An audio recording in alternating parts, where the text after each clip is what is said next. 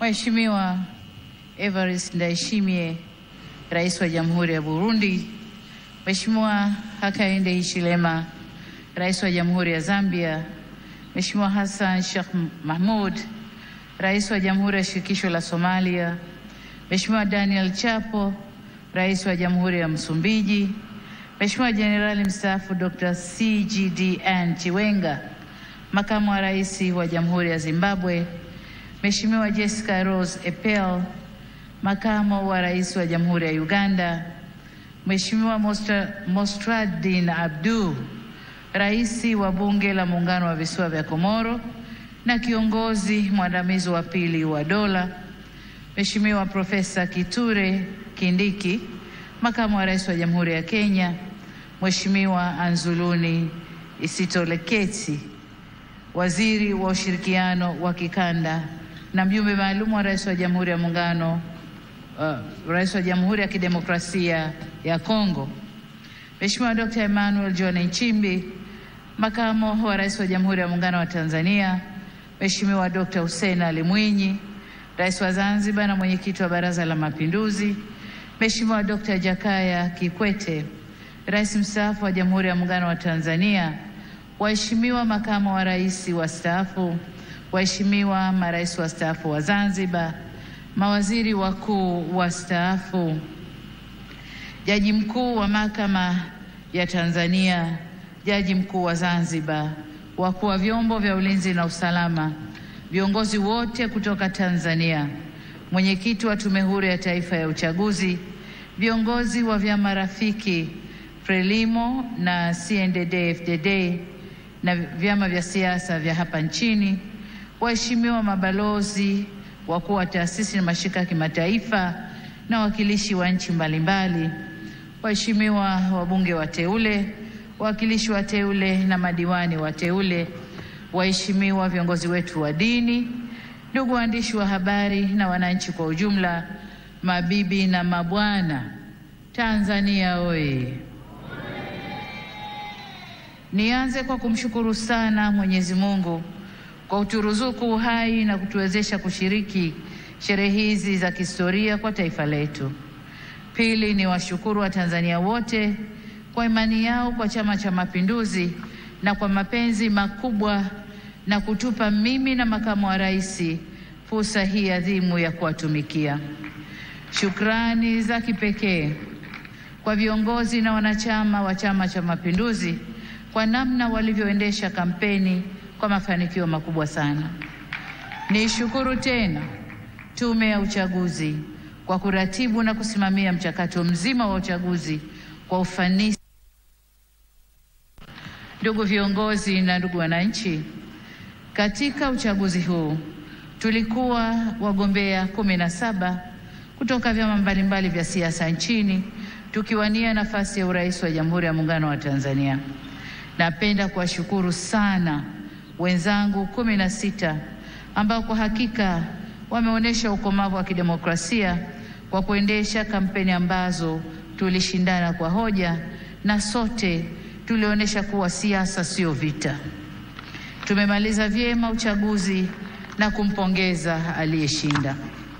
Aidha, nitumie fursa hii pia kumpongeza sana Rais wa Zanzibar na Mwenyekiti wa Baraza la Mapinduzi, Mheshimiwa Dr. Hussein Mwinyi na vyama vya siasa vilivyoshiriki uchaguzi Zanzibar kwa kumaliza uchaguzi kwa salama na amani. Zanzibar oye! Pongezi zangu pia ziwaendee wote walioshinda kwenye nafasi za ubunge, ujumbe wa Baraza la Wawakilishi na udiwani kote nchini. Kwa wote niwaambie, uchaguzi umekwisha. Sasa baada ya kuwapa, tukafanye kazi ya kulijenga taifa letu na kujenga utu wa Mtanzania. Waheshimiwa marais, viongozi, ndugu wananchi, shughuli inakuwa nzuri na ya kufurahisha ikihudhuriwa na ndugu zako wanaokupenda. Tanzania leo imejawa na furaha kubwa kuona baadhi ya waheshimiwa marais wenzangu na viongozi mbalimbali wa nchi jirani na nchi marafiki wamejumuika nasi katika tukio hili. Pamoja na kwamba tulitoa mwaliko kwa muda mfupi, Kwa wale walioshindwa kushiriki, tunatambua uzito wa majukumu yao na tunajua mioyo yao ipo pamoja nasi. Tunashukuru pia wote waliotuma salamu za pongezi kwetu. Tunasema asanteni sana. Ndugu wananchi, uchaguzi ni fursa kwa wananchi kueleza matakwa yao ya aina ya viongozi wanaodhani wataweza kuwatumikia vyema na kuwaletea maendeleo endelevu. Kipindi cha kampeni tuligawika kiitikadi na kishabiki kama taifa. Ila baada ya uchaguzi kufanyika, anayechaguliwa na wengi huwa ndio chaguo la nchi na anapaswa kuwa mtumishi wa wananchi wote, waliomchagua na waliochagua wagombea wengine na hata ambao hawakushiriki uchaguzi. Kwa sisi tuliochaguliwa, ahadi yetu kwenu wananchi ni kulitumikia taifa hili kwa nguvu zetu zote, vipawa vyetu vyote na maarifa yetu yote. Ndugu zangu wa Tanzania, ni vyema tutambue kwa uchaguzi mkuu wa viongozi wa serikali ni mchakato wa msimu mmoja tu ndani ya kipindi cha miaka 5. Muda mwingine wote maisha lazima yaendelee. Hivyo basi jukumu letu sote kwa pamoja ni kujenga nchi yetu na kuifanya kesho yetu iwe bora zaidi kuliko jana yetu. Niwasihi tuendelee kuilinda itikadi yetu ya umoja na mshikamano. Ndugu zangu, wote tunaitakia mema nchi hii, tumesikitishwa na kuhuzunishwa na matukio ya uvunjifu wa amani, upotevu wa maisha na uharibifu wa mali za umma na mali za watu binafsi kwenye baadhi ya maeneo hapa nchini, hasa kwenye majiji na miji. Kilichotokea hakiendani na taswira na sifa za Kitanzania na sio Utanzania. Haikutushangaza kuona kuwa baadhi ya vijana waliokamatwa kutokana na kadhia hiyo wametoka nje ya Tanzania. Vyombo vyetu vya ulinzi na usalama vinaendelea kufuatilia na kuchunguza kwa undani zaidi kilichotokea na kuirudisha nchi katika hali tuliyoizoea kwa haraka. Kamati ya ulinzi ya kitaifa na kamati za ulinzi za mikoa na wilaya, na wataka muhakikishe kuanzia leo maisha ya wananchi yanarejea mara moja.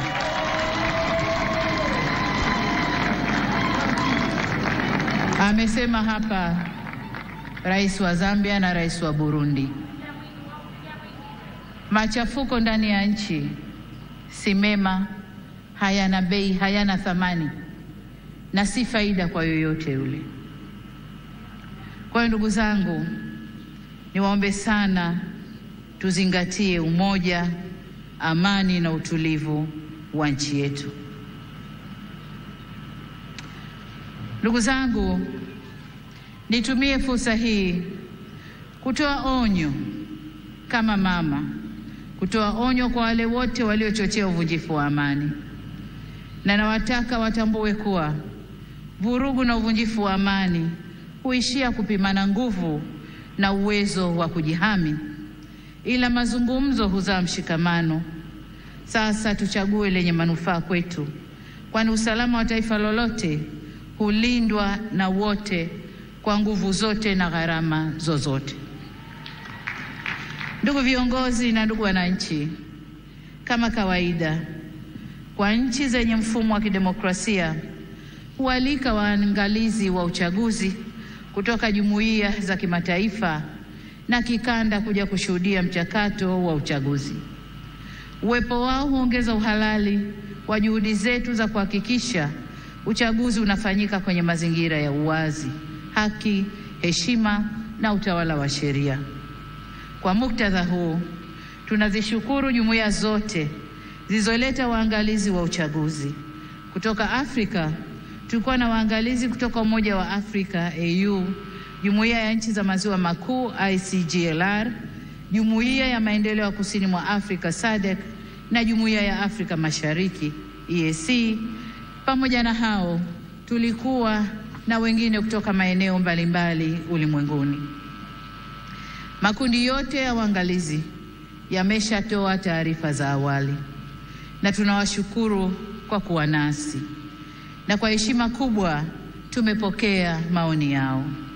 Hata hivyo, kama alivyowahi kusema Rais wa awamu ya 3 ya Jamhuri ya Muungano wa Tanzania hayati Benjamin William Mkapa mwaka 2000 wakati akiapishwa kuwa rais, na hapa nanukuu kipande tu cha hotuba hiyo kinachosema: na washukuru watazamaji wa kimataifa kuja kushuhudia uchaguzi wetu ulivyofanyika.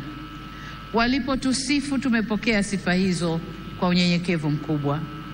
Tumesikia pia waliodhani hayakwenda sawa, na mengine hata sisi wenyewe tumeyaona. Maagizo ya kutuelekeza nini cha kufanya tumeyakataa. Ushauri wao tutauzingatia ili tufanye vizuri zaidi siku zijazo. Mwisho wa kunukuu. Ndugu wananchi, sifa moja ya mwanadamu ni kutokukamilika. Aliyekamilika kabisa bila kasoro yoyote ni Mwenyezi Mungu peke yake. Ndio maana katika shughuli au harakati za wanadamu tunaunganishwa na mawasiliano, mazungumzo na maelewano. Au kwa maneno mengine, tunaunganishwa na uwepo wa suluhu. Suluhu yenyewe sio suluhu mimi, lakini hata suluhu mimi nitafanya kazi yangu ya kuunganisha taifa. Kwa hiyo tunaunganishwa na uwepo wa suluhu ya mambo katika jamii zetu. Kama mnavyofahamu, katika kuliunganisha taifa, serikali ya awamu ya 6 tulianza na falsafa ya R4 inayosimamia misingi ya kuzungumza na kuelewana, kuvumiliana, kubadilishana au kubadilisha mwelekeo baada ya maelewano na kuendelea kujenga taifa letu. Tunapoendelea mbele, hatutachoka wala kurudi nyuma kwenye kusimamia yote yanayohusu kujenga umoja na mshikamano wa taifa letu. Ndugu wa Tanzania, mkusanyiko wetu leo hapa sio kwa ajili ya kuwazawadia walioshinda kwenye uchaguzi, la hasha, bali ni matakwa ya kikatiba ya kukabidhiwa dhamana ya kuwa mtumishi mkuu wa taifa katika kuleta maendeleo endelevu kwa maana ya uimara wa kiuchumi, kisiasa, kidiplomasia na kijamii. Ili tuweze kuyatimiza hayo, hatuna budi kuhakikisha tunahimizana umoja na upendo kwa nchi yetu. Tunadumisha amani na kuheshimu sheria za nchi. Kinyume cha hayo, maandamano, vurugu, uvunjifu wa amani husababisha maumivu na havileti manufaa wala faida kwa yoyote yule.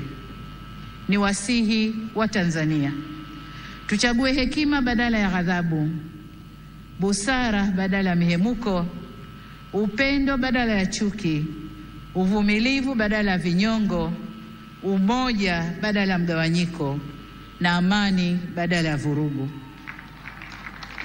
Lakini vile vile ni wajibu wetu kuchagua unyenyekevu badala ya kiburi na huruma badala ya hasira. Taifa letu ni moja na lina nguvu zaidi kuliko mtu yoyote yule. Demokrasia haipimwi kwa nani kashinda uchaguzi, bali kwa jinsi tunavyoendesha mambo yetu baada ya uchaguzi.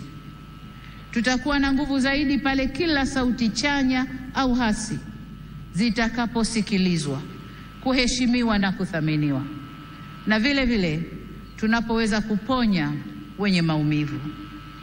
Hii si kazi ya upande mmoja wa serikali peke yake, bali ni kwa kila jumuiya za wananchi, vyama vya siasa, dini zetu na kila mwananchi. Na hapa nitumie fursa hii kuwashukuru kwa dhati ya moyo wangu viongozi wa dini waliohimiza amani na upendo katika kipindi chote cha kabla uchaguzi, wakati wa uchaguzi na sasa baada ya uchaguzi, wanavyoendelea kuhimiza amani na upendo. Ndugu zangu, nimeamua kutumia jukwaa hili leo kushukuru na kupongeza kwa kumaliza uchaguzi kuhimiza umoja na mshikamano wa kitaifa na kusisitiza kwamba Jamhuri ya Muungano wa Tanzania kama taifa ni muhimu zaidi kuliko matakwa binafsi ya mtu yoyote.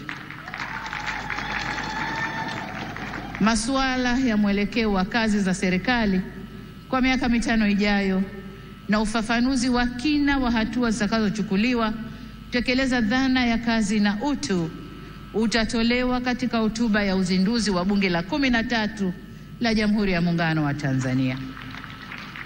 Baada ya kusema hayo, niwashukuru wote kwa kujumuika nasi kwenye tukio hili muhimu na la kihistoria. Nimepokea pongezi kwa heshima kubwa, na sasa safari ya kuwatumikia Watanzania kwa kipindi cha pili cha awamu ya 6 inaanza rasmi. Nawashukuru wananchi wote wa Tanzania, na ni imani yangu kwamba tutashirikiana ndani ya safari hii. Asanteni sana kwa kunisikiliza. Mungu ibariki Afrika. Mungu ibariki Tanzania. Amen, amen, amen. Asante sana Mheshimiwa Rais wa Jamhuri ya Muungano wa Tanzania. Naomba niwaalike viongozi wote na wananchi tupunge bendera juu, tumpongeze Mheshimiwa Rais kwa hotuba nzuri kabisa. Pigeni vigelegele, wa Tanzania wasikie, dunia isikie.